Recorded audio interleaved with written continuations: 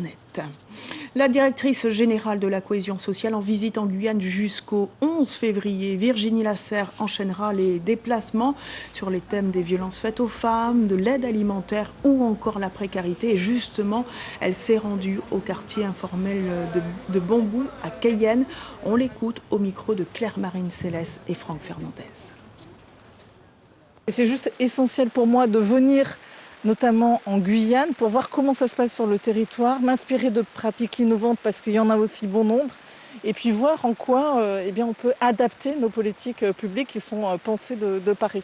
On va voir au fur et à mesure des personnes qu'on rencontre, etc., comment est-ce qu'on peut peut-être mobiliser encore davantage les dispositifs qui existent au niveau national au profit, je dirais, des habitants de la Guyane. Il faut qu'on soit, que l'État soit à la hauteur de cela en essayant de promouvoir toujours avec les collectivités locales des solutions pour des conditions de vie plus dignes. Et dans ce squat en périphérie de Cayenne, comme dans beaucoup d'autres, l'accès à l'eau potable est difficile.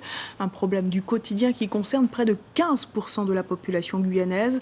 À Bambou, un programme géré par la Croix-Rouge organise des actions pour améliorer l'accès à l'eau potable.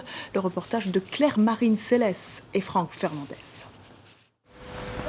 5 robinets pour des milliers d'habitants.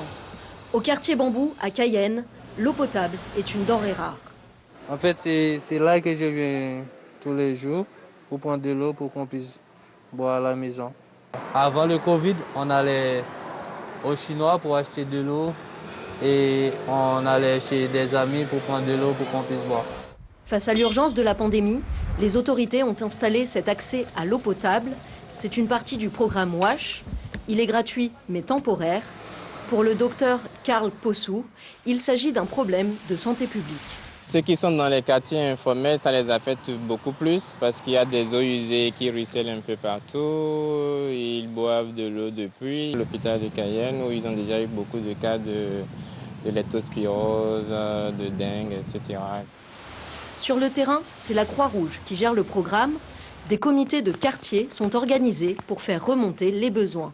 C'est important pour eux parce qu'il y a des gens qui souhaitent se mobiliser en fait, dans la population et qui ne se sentent pas forcément légitimes. Et juste d'avoir la présence de la Croix-Rouge qui les accompagne, ça peut faire la différence. Et parmi les problèmes évoqués, les comités de quartier réclament l'installation d'un point d'accès de l'autre côté de la route pour la sécurité des enfants. Il y a des voitures qui passent tellement vite, des fois c'est compliqué. Et comme vous pouvez constater aussi, il y a une pente. Aussi, quand la pluie tombe, c'est vraiment compliqué. Le programme WASH cherche de nouveaux financements pour continuer à venir en aide aux habitants. À la fin de l'état d'urgence sanitaire, la CACL installera un point d'eau payant.